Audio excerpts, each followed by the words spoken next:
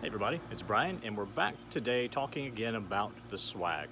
Today we're going to talk about the bedroll itself, what I use for the primary component. I'm still not doing a full gear loadout.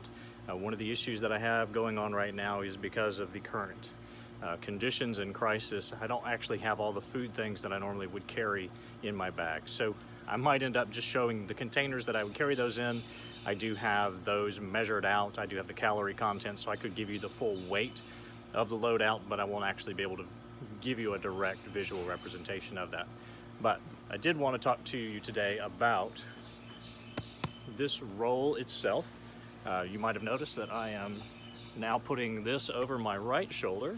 I had somebody comment in one of my last videos about that, especially when I was working with the quiver and doing archery and things like that with it, about the fact that if I had my bow in my left hand and I take a shot with it and then I have to dump this, if this is over my left shoulder, I would have to take the bow out of my hand, whereas with this I can just kick that off and it's much more natural.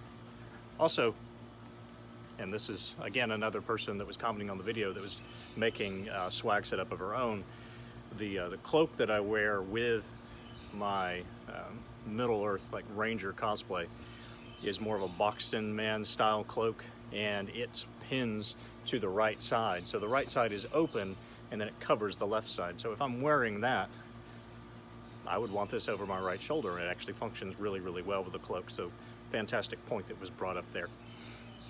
So anyway, I'm gonna take this off, put it down on the ground, and we're just gonna have a quick discussion about what I'm carrying. And give me just a second to get things set up. All right. So, first thing I'm going to do is take the dilly bag off of the strap. And I just have that tied on here with the laces.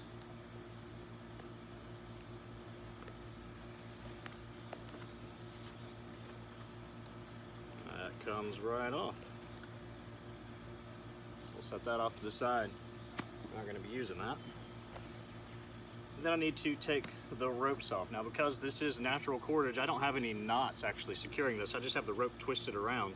And because of the tension that's it's under, and the fact that this rope is very rough, it holds very well. So we'll untwist that, pull the rope through the eye splice, because we're going to need that in a minute. Come to the other end, and do the same.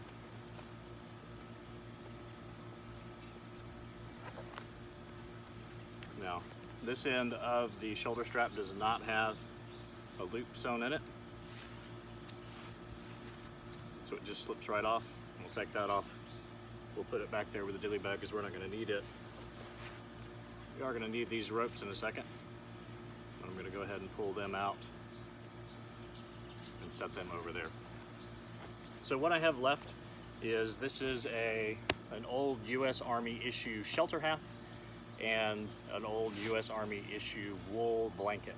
Now, those are the things that I have because it's what I have. I've actually had this shelter half for over 20 years.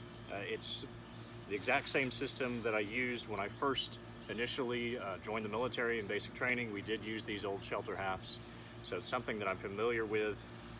It is the canvas material, so it's traditional feeling. Obviously, it's not going to fit completely in with my Middle Earth kit, but I have not had the time and the money to procure something that's more authentic feeling, so you go with what you've got. Now, a couple of notes here. The shelter half is half of a shelter. It's designed to be used with another shelter, and I'm not going to do a video completely on the shelter half itself and all of its components, but every soldier would carry a shelter half, a single rope, 3 tent stakes, yep, that was graceful, and 3 sections of tent poles. And with all that combined together, you would have 2 complete tent poles, you would have 2 ropes, you would have 6 tent stakes. Actually, everybody carried 4, so you'd have a total of 8 tent stakes and a shelter half that you would put together. One of the things, though, that we dealt with in basic training was I started in South Georgia in August, and by the time I had finished my training, it was March. So we went through the winter And at no point during that time did they ever actually issue us our sleeping bags. So all we had when we went out into the field was our shelter halves, whatever clothes that we had on.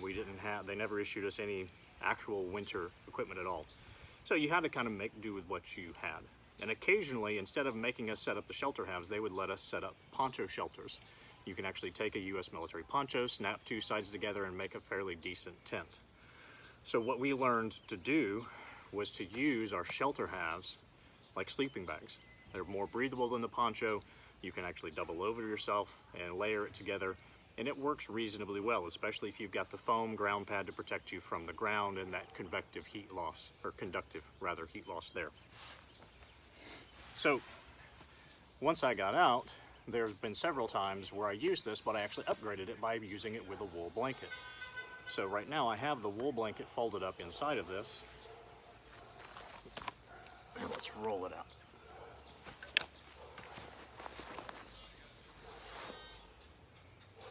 So just like this, with a little bit of modification, because I'm not quite this height, I could sleep in this, and I have, using just a wool blanket, just the shelter half itself.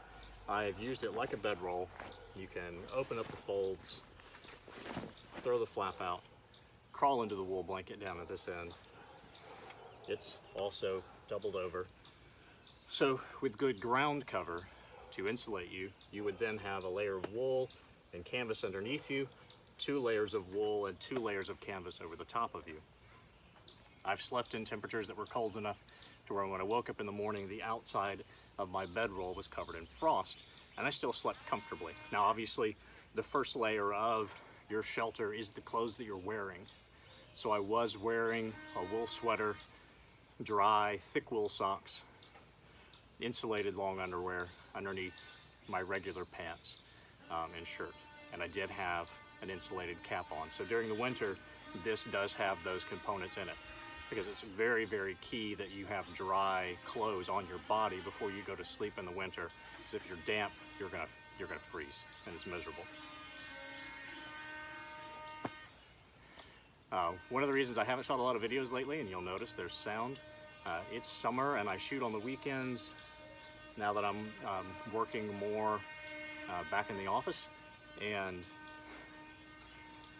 one of my neighbors on one of my sides is in general doing some sort of yard work, so we're just going to deal with it now because I want to put this video out. So for the sake of the swag roll that I have, this would be my first option here, especially in cooler temperatures. I would just roll up in this. You can actually take, I'm not going to roll up in it because I am in Alabama and it is 80 degrees out here. Once you've rolled into this, you can actually take this triangle point here. You can pull it up over your head. You could actually tie it off to a tree on this end and kind of make yourself a little plow point shelter just to cover your head if you didn't want it down in your face. So it gives you the option of keeping the dew and the rain and the things off of you. It's not perfect. I could probably treat this with something and make it more waterproof, but that would also make it heavier. Now, if I'm dealing with a situation like now, in this weather where I don't necessarily want to be wrapped up in something, but I still want that cover element because you never know really when the rain's going to come in here, and you just kind of want a shade element as well. I'm going to set this up in a lean-to style, and I'll show you guys that in just a second after I reset the camera again.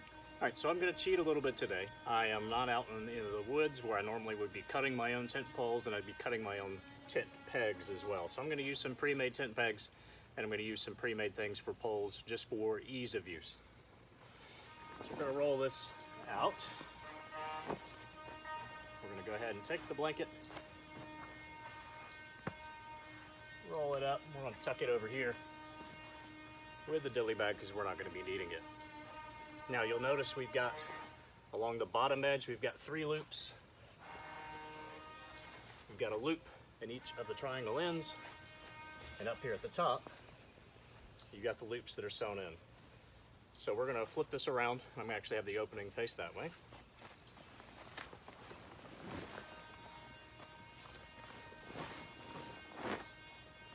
So the first thing I'm going to do is I'm actually going to stake these back 2 corners.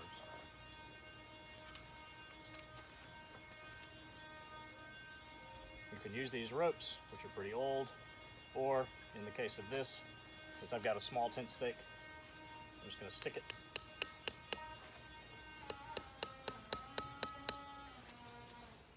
through that. I'm not going to nail that all the way down because I want to be able to get it back out again.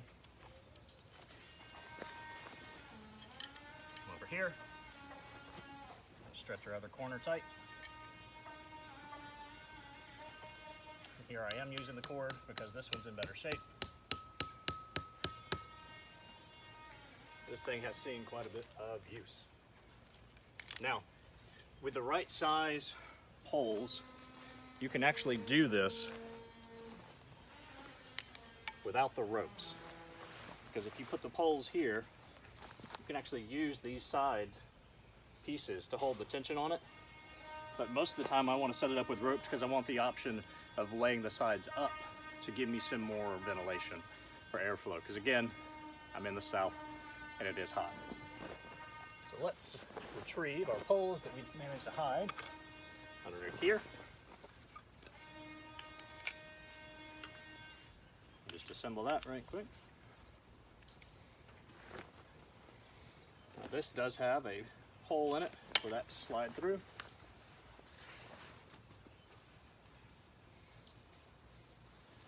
We're going to take our loop here. Now there's a lot of different ways that we can do this. In this case, I'm just going to slip a toggle through that.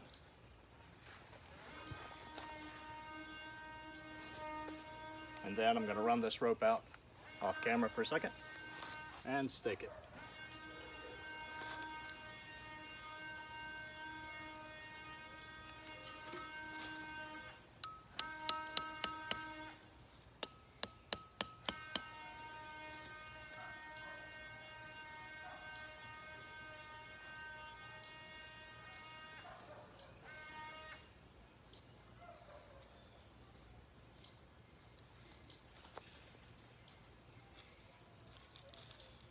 Tying a very basic knot in this. Again, this is natural cordage.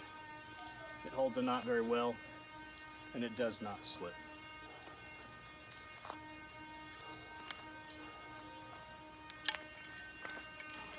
we've got one side set up. We're going to take, in this case, an adjustable hiking pole. We're going to adjust it match the height of our other pole. This one already has a pin in the top of it, so that'll work. Just to slide right in there. And then we do the same thing on this side. Put the rope through, put our toggle on, adjust our pole so that this isn't going to fall over.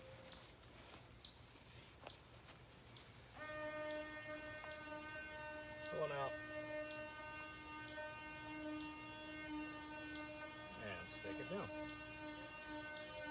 Ground's a little bit softer over here. Able to push the stake in by hand. Alright. So now, I have my shelter set up. I can adjust the tension here in the middle by moving the poles and adjusting the tension on the ropes. I've got a little bit of a sag here. Now if I take and I stake out the sides,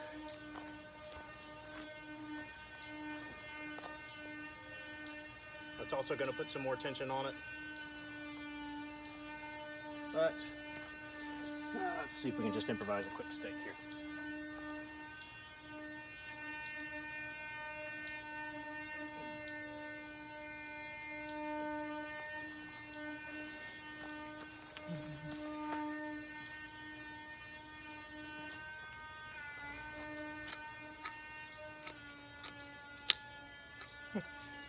That one's not quite strong enough for that.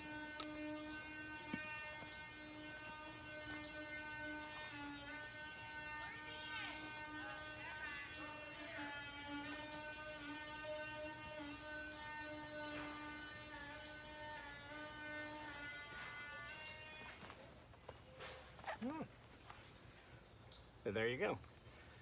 Pegging out the sides did raise this up quite a bit.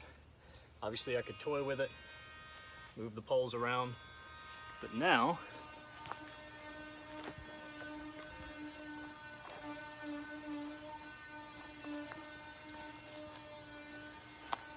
bring the blanket back over here.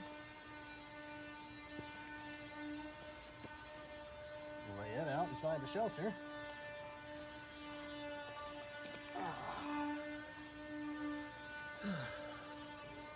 And I have plenty of space inside to stretch out. Got quite a bit of space at my head and my foot to store my gear. I've got this low area here as well that I could place things. And if the weather gets really bad, I can kind of tuck myself back up into the corner. Is this going to work really well if there's a hard driving rain? Not necessarily, because I do have quite a bit of an opening here. But as with any lean-to shelter, you want to make sure that the back of the shelter is facing into the prevailing wind. And if I'm using this during the summer, getting a little bit wet is not going to be my biggest concern, especially not with a wool blanket. Temperatures in Alabama at night during the summer do not get low enough to where I'm terribly concerned about hypothermia. Is it always a consideration? Yes, because the temperature gets down into the mid to low 70s and you're soaking wet and it's windy, you can still get hypothermic because heat loss is a war of attrition. It's not just a, I feel great now, you might not feel great after spending the night sleeping cold and wet. So anyway, that is the bedroll component of my swag system, and just a couple of different ways that it can be used. The shelter half can be used in different configurations as well.